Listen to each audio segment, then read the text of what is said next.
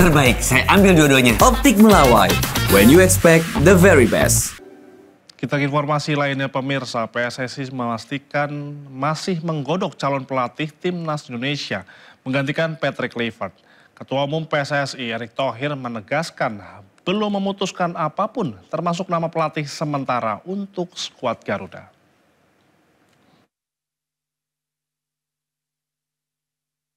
PSSI memastikan sampai saat ini masih menggodok nama-nama calon pelatih Timnas Indonesia menggantikan posisi Patrick Kluivert.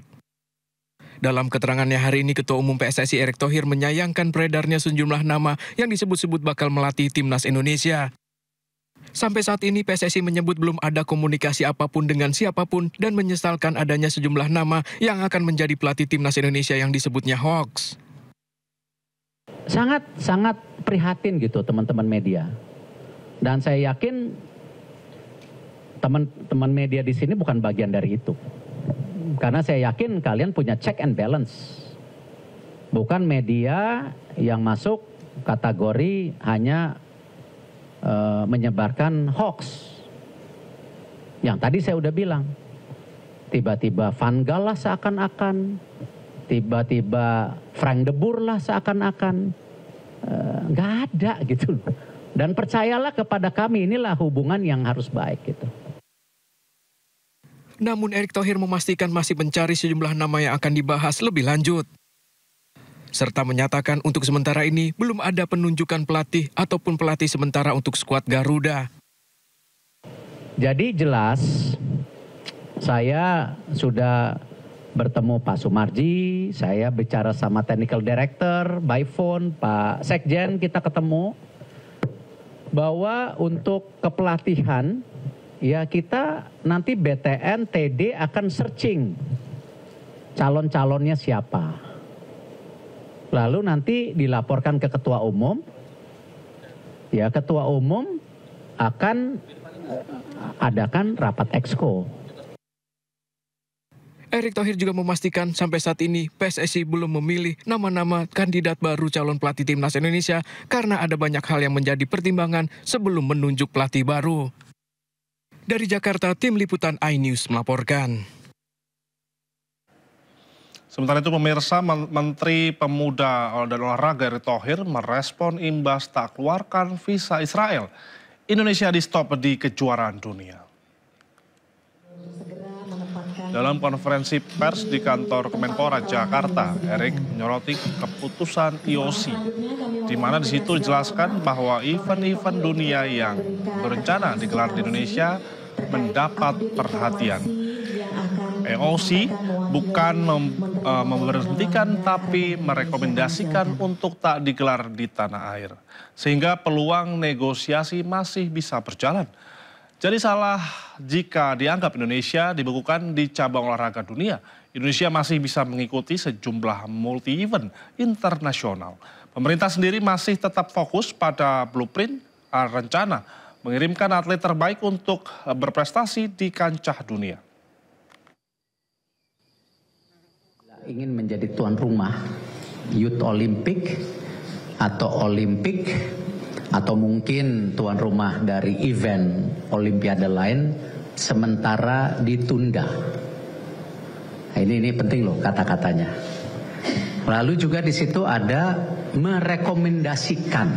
Jadi bukan memberhentikan, merekomendasikan bahwa event-event ya dunia yang mungkin ada rencana, kalau ada rencana di Indonesia dapat menjadi perhatian.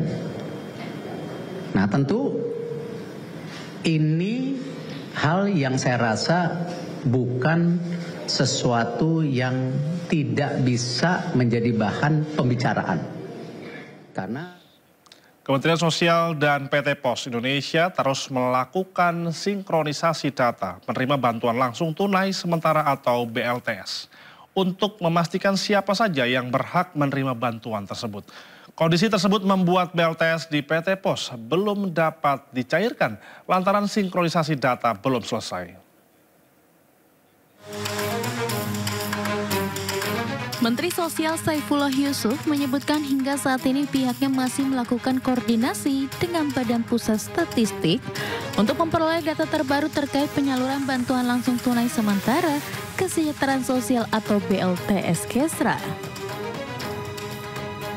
Gus Ipul mengungkapkan BLTS Kesra akan menyasar kepada 35 juta keluarga penerima manfaat atau setara 140 juta jiwa yang diperuntukkan bagi masyarakat desil 1 hingga 4. Gus Ipul mengungkapkan verifikasi data dilakukan langsung di daerah-daerah dan diharapkan penyaluran BLTS bisa dimulai pekan depan. Dari total keluarga desil 1 sampai 4 ada 35 juta 46.783 KPM. Kalau lewat Himbara tentu gratis, kalau lewat PT Pos tentu ada biayanya. Tetapi ada manfaat lain kalau kita menggunakan PT Pos Indonesia, yaitu kita akan mendapatkan semacam seperti validasi, verifikasi, dan ground check untuk keluarga penerima manfaat. Bagi BLTS yang disalurkan melalui Pos Indonesia nantinya akan dilakukan validasi, verifikasi, dan ground check untuk keluarga penerima manfaat. Nantinya Pos Indonesia akan menyalurkan melalui berbagai mekanisme mulai dari masyarakat yang datang ke kantor pos dan mendatangi langsung ke rumah penerima manfaat. Kami dari PT Pos Indonesia terus melakukan konsolidasi dan dengan Pak Menteri Kementerian Sosial untuk memastikan data ini. Karena tadi kita tahu bahwa pemerintah sudah mengumumkan penyaluran ini, kami Pos Indonesia menyiapkan ya tadi supaya jangan sampai misalnya tadi setelah kita menyalurkan ada tambahan-tambahan data lagi supaya nanti di masyarakat memang sekaligus kita bisa menyalurkannya. Seperti diketahui, penyaluran BLTS Kesra dilakukan melalui 2 jalur baik melalui Bank Himbara dan PT Pos Indonesia. Adapun dari total 35 juta KPM terdapat 16,1 juta keluarga penerima manfaat yang sudah memiliki rekening bansos reguler, sedangkan sisanya sebesar 18,9 juta belum memiliki rekening.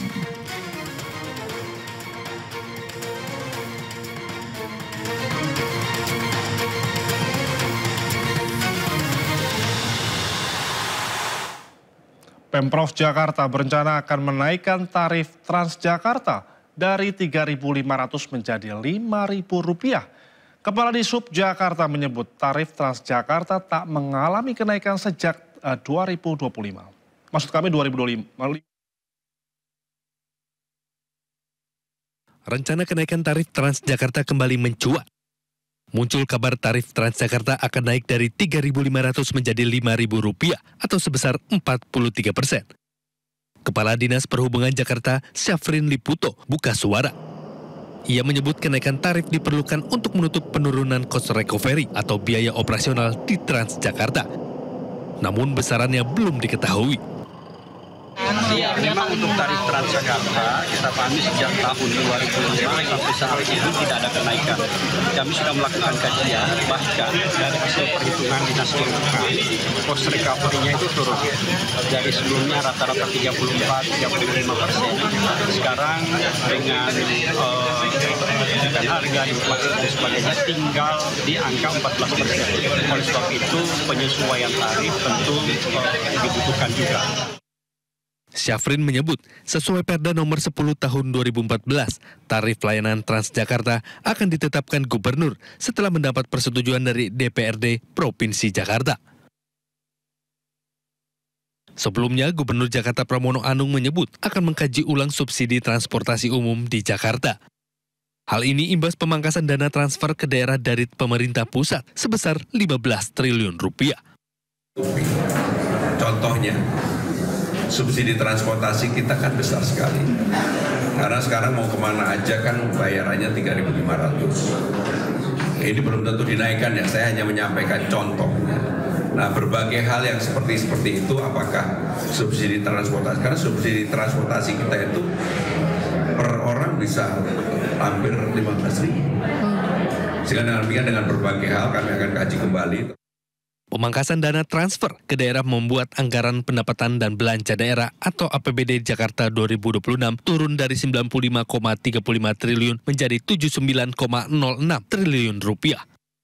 Tim Liputan iNews melaporkan. Sementara itu rencana kenaikan tarif Transjakarta menuai reaksi dari berbagai warga. Dan berikut tanggapan para warga. Sebenarnya kalau untuk kenaikan tarif itu nggak ada masalah sih. Misalkan memang untuk perbaikan fasilitas, untuk kepentingan masyarakat, mungkin tempat busway-nya jauh lebih baik, Transjakarta juga tepat waktu, is okay. Tapi kalau nggak ada manfaatnya ya mungkin bisa dikaji ulang sih kebijakan itu. Kalau menurut aku sih dengan TJ yang udah menyebar luas ya, bahkan sampai Bogor juga. Aku kan tinggal di Bogor. Dengan kenaikan tarif 5.000 itu sih aku setuju aja sih. Karena kalau misalnya ditingkatkan lagi, terus lebih banyak lagi gitu jalurnya, itu bakal jadi lebih bagus juga. Kalau menurut saya sih agak memberatkan ya, karena dengan 3.500 saja lebih, walaupun subsidinya agak besar, cuman harga terjangkau kalau 3,5. Kalau 5.000 tuh kan naik ya, berarti agak lebih mahal lagi untuk memberatkan juga pekerja-pekerja yang biasa.